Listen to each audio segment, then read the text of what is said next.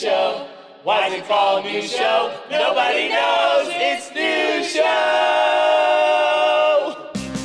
Ladies and gentlemen, welcome back to the New Show. First, we're going to talk to our OG announcer, Jackie. Hey, welcome back, Jackie. You should be doing this and not me. Hey, Brandon, how are you? I'm fantastic, but I'm asking the questions now. How are you doing? It's a little nerve-wracking being on this side, so I don't know what's going to come out of your mouth. Hey, is the mic on? Is the mic on? Let me check.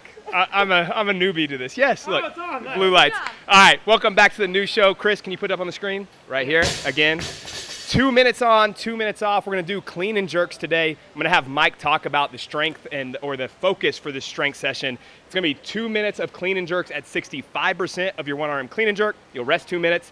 2 minutes at 70%, rest 2 minutes, and then 2 minutes at 75%. Mike, let's turn the camera over to you real quick. Just give me a quick rundown of what we're doing today and why we're doing it. All right, so once a week, we're gonna have clean and jerk strength endurance progressions. So the goal here with this being the first progression after we did the initial test of 15 clean and jerks at 75% is to just kind of bridge the gap into some future progressions that we've got for the coming weeks. So we're starting with a little bit of a lighter percentage today, and we're just working on repeatability and sustainability. So what I want is for people and athletes to learn how to basically choose in a time window how many reps they think they can get, and then we're just going to slowly increase the weight through each one of these so that you can kind of come out a little hot and then make adjustments as you need as the percentage gets a little bit heavier. So the goal with this is to find a good target on what you want to hit for each of these 2 minute intervals and then make adjustments as you go, and then the future weeks you'll get better at it.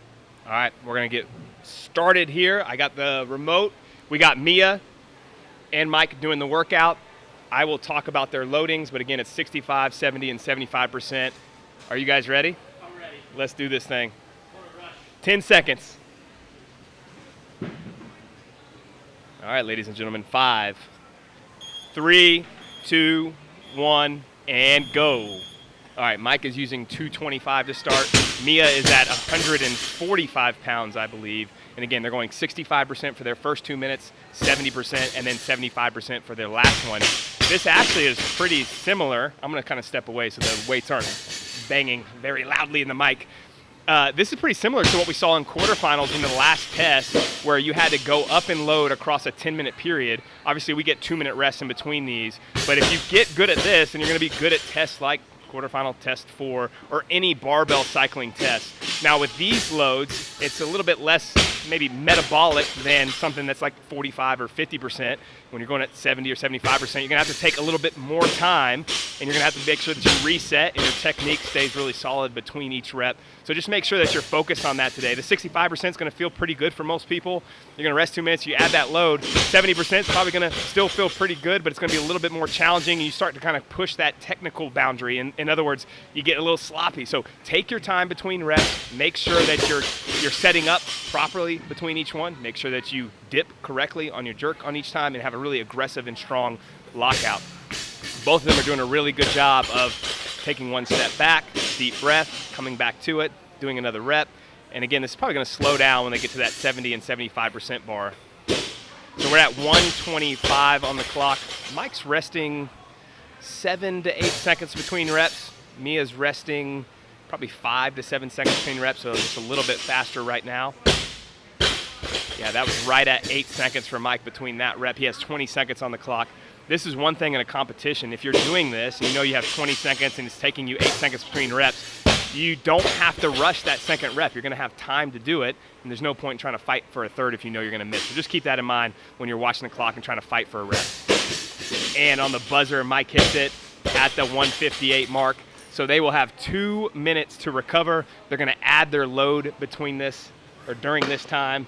I'll let them breathe for a second, then I'm going to talk to them. I'm going to talk to Mia first. All right, so it was 145 for that first bar. Mia's going to go up to 160 for her second bar. Mike's going to go up to 240. I'm going to go ahead and just pull this real quick so you can see it. And Mia hits. Mia, did you do 16? Wow, very impressive. Mike, how many reps did you get? 12 reps. So Mia was 16 reps, Mike was 12 reps. And by the way, this is probably going to be pretty normal male-female. For higher level females, they're going to do a little bit more at those lighter percentages than most males. That's not, there's exceptions to every rule, but just know that most females are a little bit better at that 65 to 70% range. Is he doing it? Oh, are you doing the workout? Yeah. Oh, you are. What are your loads? 165, 175, 185. Okay. And what did you hit? What did you hit there? I think 13. I did a touch and go at the end, so I think it was 11, then 2 more. So I think 15. Awesome. Sorry, everyone's out of breath. All right, 1 minute to go. Mike, what's the goal on this one? I want 8 reps on this one. Okay. The last one, my goal was 10, but I ended up getting 12, so I'm a little hotter right now than I expected to be. Is this your chart so here? That's the rep number. Okay. With the pace per rep. 12 seconds a rep, 15 seconds. Cool. Yeah, so Mike was right. I said 8 seconds between reps. It was taking him 4 seconds to do a rep, so he was basically right on that 12 seconds. His first 3 or 4 were a little bit faster, and I think that's a really good strategy. So let's say you're doing quarterfinal test 4, where you're going up in load. Starting a little bit hotter on your first couple of barbells when it's lighter makes sense, as long as you're not blowing yourself up to where you lose your technique or you can't do that last barbell. He's going to finish above the loading from quarterfinal test 4. His last barbell is going to be 255, so this is a really good strength test for Mike. All right, we've got 5 seconds left. 3, 2, 1, and go. I'll talk about Habdo doing this as well. I didn't know he was doing the workout. All right, Mia now is around 8 seconds per rep. Let's see if she can maintain that pace. Mike is trying to go on the 15-ish mark, and he did a good job there. See if he can maintain that as well. He's actually a little bit faster than that. So now, yeah, he should have taken his 3rd rep at the 30-second mark. He took it at like the 25-second mark. But that's what I mean by it's okay to bank a little bit of time early, because especially in a strength endurance workout like this, you're probably going to slow down toward the end. The last 30 seconds or so are going to be a grind. So banking 1 or 2 reps can help. Mia's clean still looks really good. She's great with the power clean, good with the power snatch, and she's got really good shoulders. So watch her jerk here. She gets it, and then she can easily just press that barbell overhead. Having an aggressive jerk on workouts like this helps so much. You don't want to fumble around with your jerk. If you're doing a split jerk or a push jerk, we saw that in the quarterfinal test. We've seen that every year where there's heavy clean and jerks. Most people are pretty comfortable with the clean at these moderate loads, but then they start losing the jerk, and it's just extra work when you're trying to reset your feet or if you have to press out every single jerk. So just keep that in mind. Really be aggressive. Almost treat every single one like you're doing a 1RM without creating the same amount of tension that you would for a 1RM. Mia's staying right on her clock. Mike is still on it too. He did that on the 15 seconds again. Got about 20 seconds left. Mike should hit 1 more here at the 45, and he will. He picks up the barbell right at the 15-second mark. Let's see if he can squeeze 1 more out. Mia's going to be able to. All right, Mike gets back on it. Great job to do it at the buzzer. That's really impressive. And again, that's good practice in a workout like this. Make sure that you're working on hitting 1 at the buzzer, or if you know that you're doing them on the 10 seconds or on the 15 seconds and there's no way to finish there, then don't take that risk by trying to rush your last rep. So just keep that in mind. You don't want to have a miss here. Mike, what was, did you hit 8? I hit more. How many? Give me the number, okay? 9 or 10. 9 or 10. So he had 8 again. If you look at that chart, you don't have to pull back unless you want to, Chris. There you go. So it was 10 was the goal for the first one. He did 12. 8 was the goal for number 2. He did 9 or 10. See if he can do 6 on that last barbell. Mia, how many did you hit on that set? 12. And what was your goal? More than Mike. more than Mike if you didn't hear her. And we'll talk to Kyle. What was the goal, and what did you hit? I wanted to do 10. I think I did 11. Okay. I'm not 100% sure. I was trying to go on the 12 seconds, so I was trying to count reps and the clock at the same time. That is one of the hardest things. It's nice having a judge in the open or quarterfinals, because then you don't have to count them. But it's good practice to count and stay on the clock. It's easier said than done. All right, so we have about 50 seconds before they have to go again. All the weights have been changed. We're going to finish 255 for Mike. I can't even remember what I said for Mia. 165, is that what it is? 170. So 255 for Mike, 170. And then we got 185 for Kyle on this last barbell. 30 seconds to recover. What Mia's doing here is my favorite strategy, although Chris is looking at Ashley as she warms up. Mia's sitting down over here. It's a good strategy to recover between sets. But make sure you get up and move around with at least 15 or 20 seconds to go, so you can kind of distribute blood properly before you pick up the barbell. All right. Ashley's doing her warm-up. That was a really nice squat. What are you doing today? Hanging out with the mayor of Yapville. Who's that? You. Oh. All right, they're going again.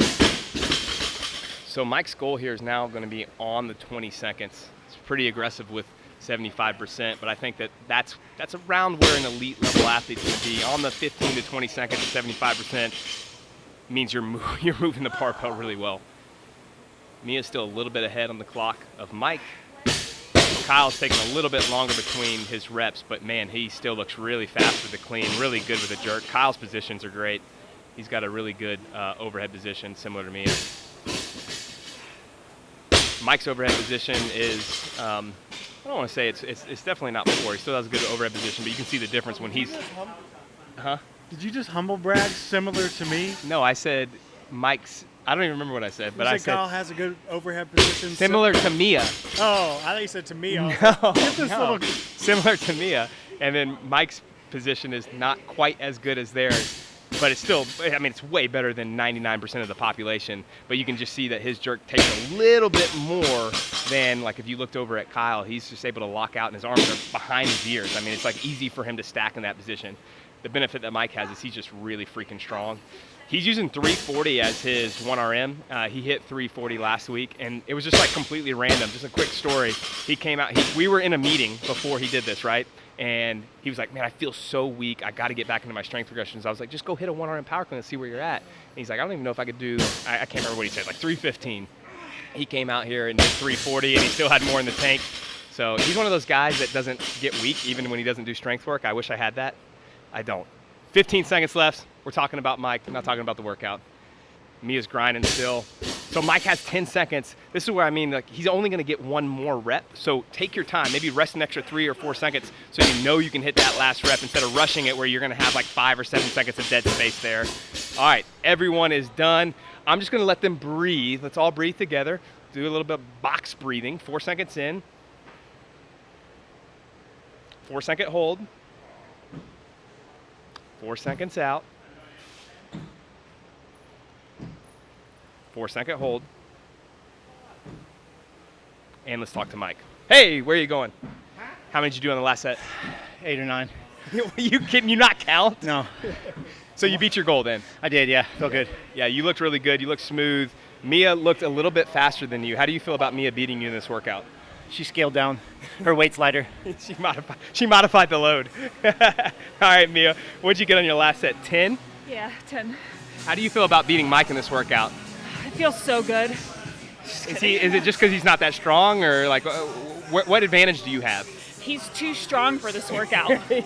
That's what I told him. I was like, don't power clean 340 because no, it's fine. Mike's asking me a question behind the camera if you're wondering why I'm staring off into space. I told Mike, I said, don't power clean 340 because that means then you're going to have to do some really heavy loads. That's the advantage I have, is that my barbell would be like 40 pounds or 50 pounds lighter than his. I've seen him clean and jerk 370, so he's scaled a lot. That is true. Yeah. But that was a while ago. That was peaking for the games, right? Still. It doesn't matter. It never changes. All right, let's talk to Kyle, and then we'll get out of here, guys. Mr. Habdo, yes. Goal, and then what did you actually hit on your last set? 8 was my goal. I did a workout recently with 185 clean and jerks in it, and it was like, it buried me, so I wasn't sure like how it's going to go. And I think I did 10, so I stayed a little bit ahead of pace the entire time, and then I did a touch and go at the end just to see if I could. Nice. Yeah, doing touch and go is going to be pretty hard for most people at 75%, but if you can do it with 10 seconds left and get that extra rep, as everyone sees in quarterfinal workouts where there is a heavy barbell, or in the open where there's a heavy barbell, there's a huge jump up the leaderboard with 1 rep at the end of a workout. All right, Chris, you got anything else for us today? Yeah, buddy, turn over yourself, no dang on, no flame. We'll see you guys next week.